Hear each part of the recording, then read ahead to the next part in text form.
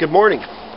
My name is Edward King, and I'm standing in front of my folks' home here, my father's house, with my camera pointed at my mother's vehicle and the school. And it's around 6 o'clock a.m.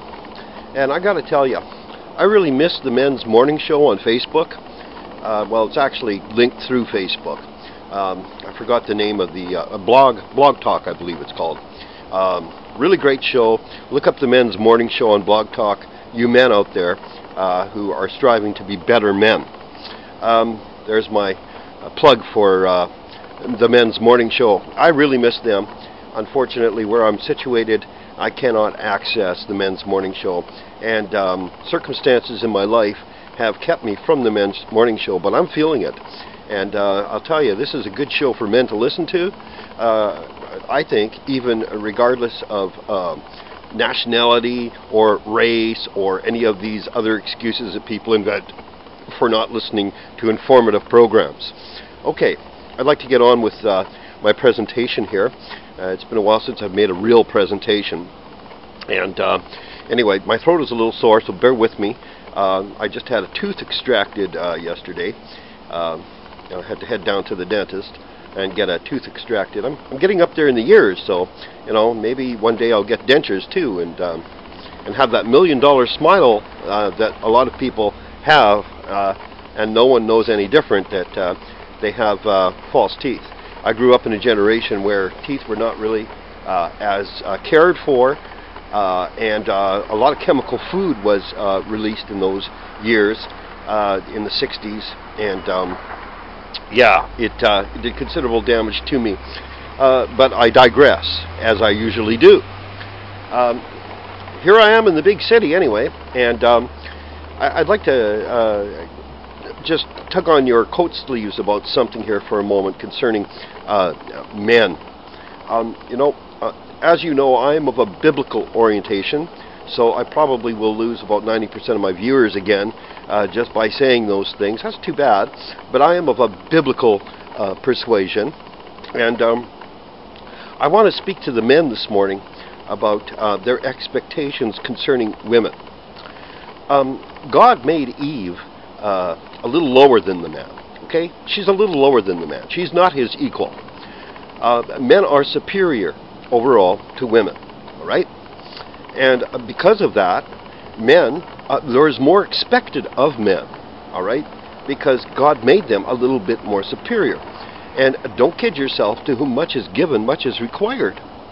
Now, women have a natural propensity and proclivity to follow in their headship's footsteps, all right?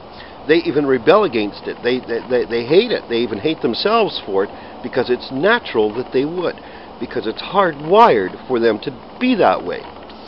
And men, I have to tell you something. We are failing our women. I said we are failing our women. And this is a really alarming thing to say. But because of that, we're going to lose out in the blessings of the Lord because of our failure of the what some say is the fairer sex, or the opposite gender. Now, there's a reason why women are despising themselves so much for their natural proclivities to follow after their headship. And it's because men fail them, and men fail them continuously. And so let's step back and let's look at the big picture, because half our problem is keeping things in perspective. Now, I've had people actually compare on Facebook and other networks polygamy to pimpery. And I want to point out the difference between polygamy and pimpery.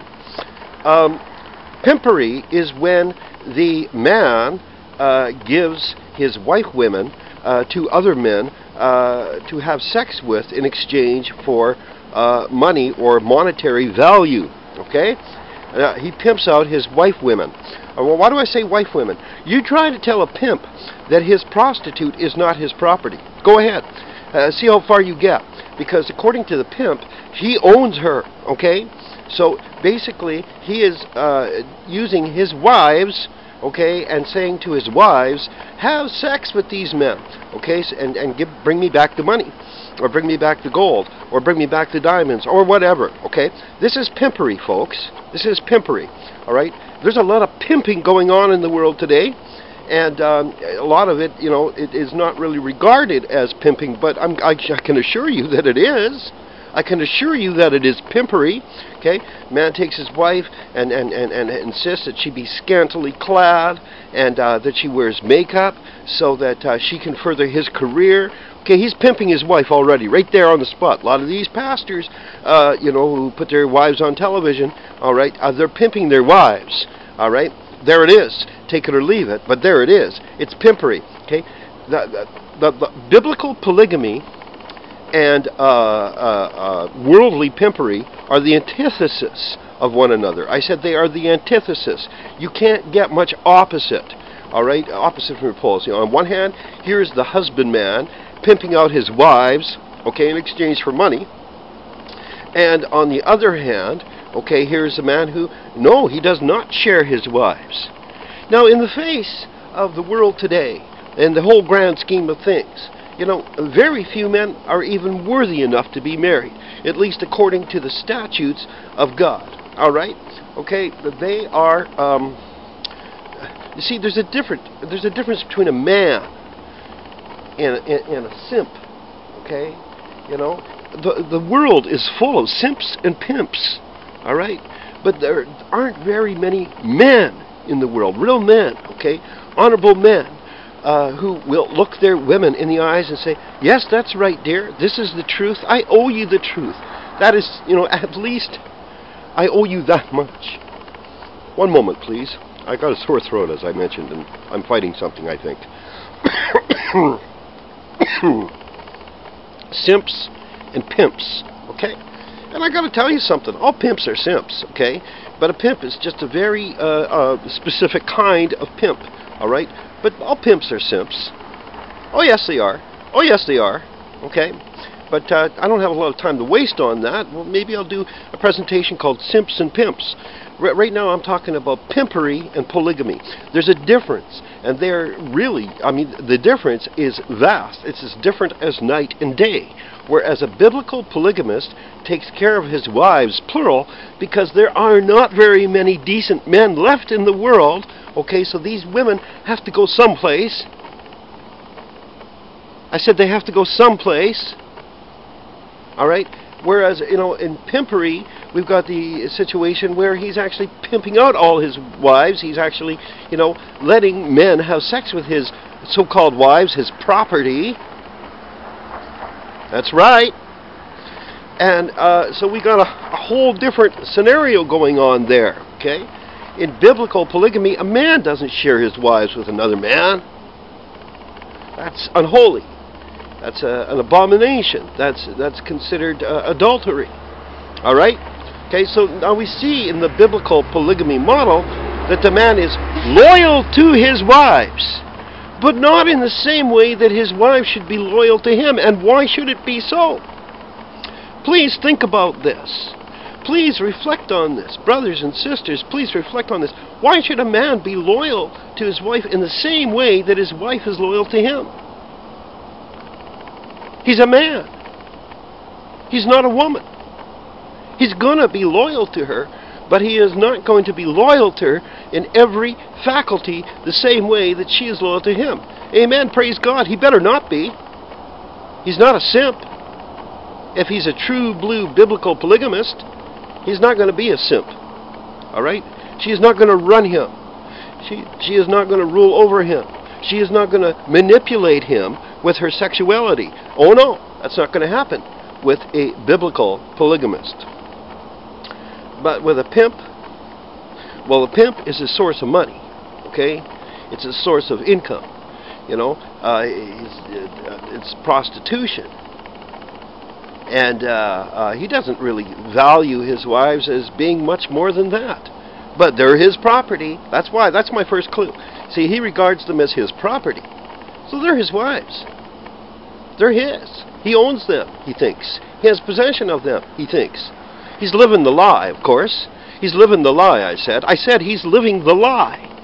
And that's the problem with most people in North America today, because they are living the lie. And they are buying all the feed from the media, the mainstream media, and I'll tell you, the media is really putting out some real shebangers out there for us to gobble up. The lies just keep getting more and more outrageous, and people keep gobbling them up more and more and more.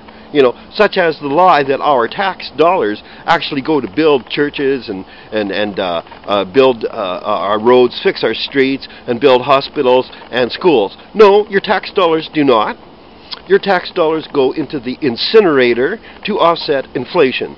That is where your tax dollars go. Do not pass go. Do not collect 200 loonies. Go directly to the incinerator. I'm telling you, every tax dollar that every Canadian pays goes up the inflationary chimney flue before it sees the light of day, people. That's the truth. Okay? And that's why they're eliminating our penny. All right? They're trying to pull a fast one on us, sleight of hand. All right? But, you know, not all of us can be fooled. I said not all of us can be fooled. Anyway, I'm going to get back to my point. The world is full of simps and pimps, and there aren't very many real men left in the world, I'm sorry to say.